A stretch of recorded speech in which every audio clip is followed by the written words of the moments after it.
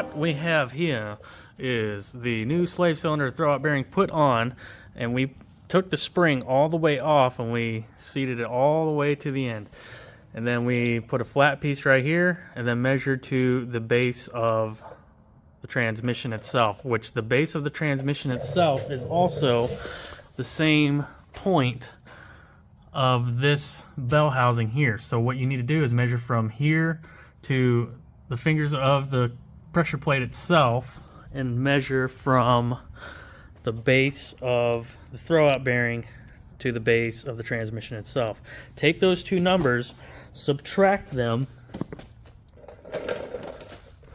Take those two numbers, subtract them, and see what you get. So here's what we have here. Just a little drawing here. So let me see if I can try and explain this a little bit. So here's our bell housing right here, and then inside here, this hatch line is our clutch. And just to show a little bit more detail, I guess is not exactly correct, but that's the fingers of the pressure plate.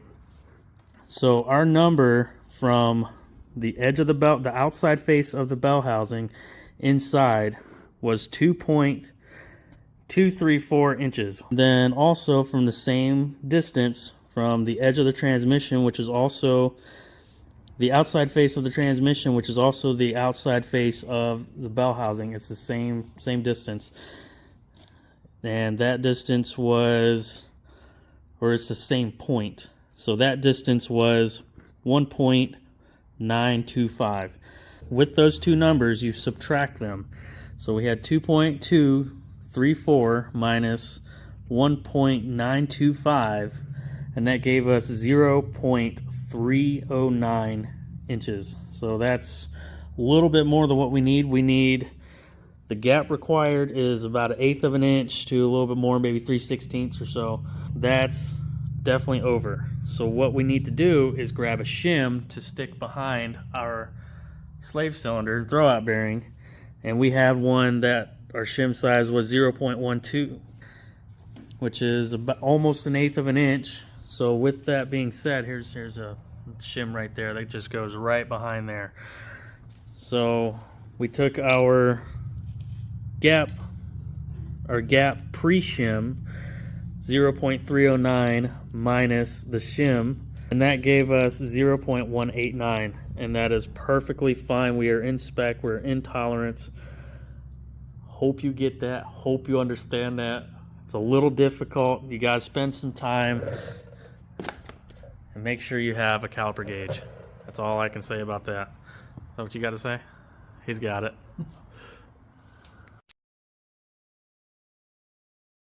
Today we're working on a 1999 Trans Am that has more leaks than a plumber's nightmare. And today, instead of fixing all of those leaks, we're going to prepare for 1,000 horsepower. We have a McLeod twin disc RST clutch that we're going to put in. Let's lift this thing up and let's get the wrench.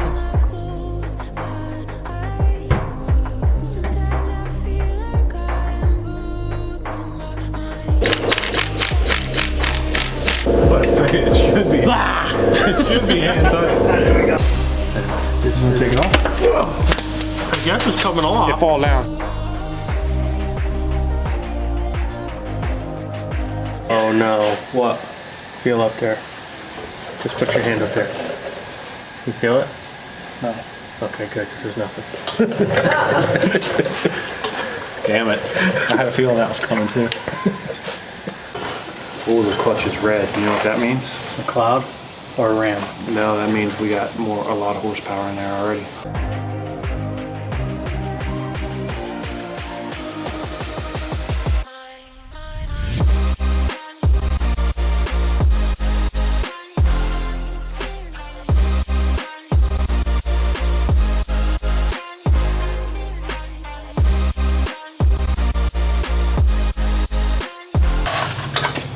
I did it.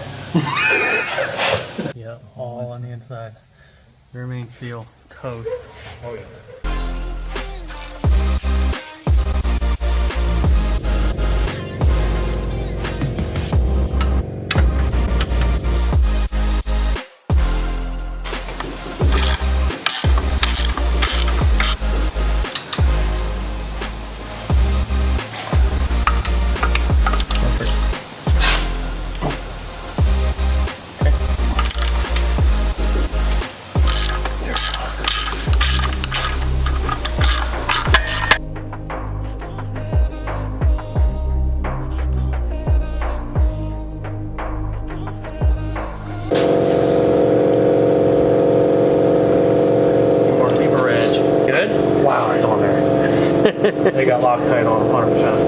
surface it. Whoa! I thought that was coming from my face. Look at that. Holy leak! Gunk. Here's our issue with the rear main seal. It's just sitting here and it's starting to seep out right there.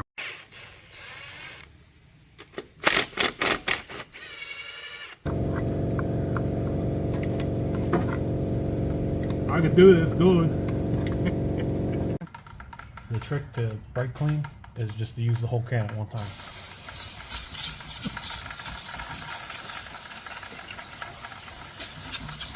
Even if it looks clean, you just keep going and, you know, just for security reasons, you know, make sure.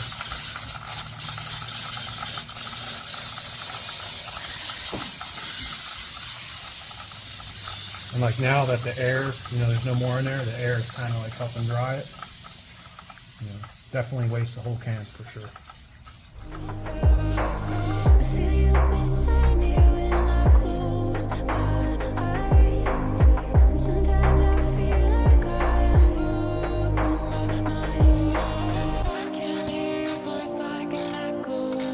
After you're done measuring, don't forget to put your spring back on or else you're going to be in a lot of trouble.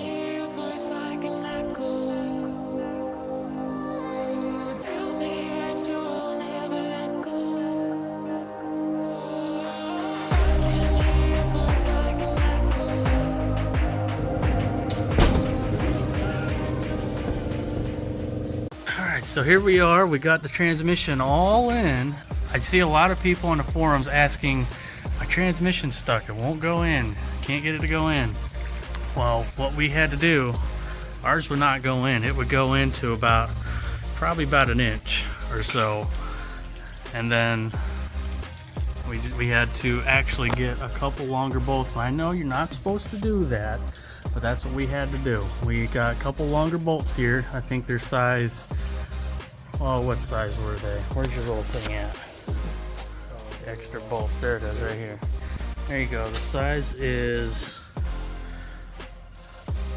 M10 by 1.5, and I think we got like 80 millimeter and 60 millimeter and 40 millimeters, and we just slowly just went side to side, just slowly brought it in, and then once we got close enough to where we can put the stock bolts in, we put those guys in.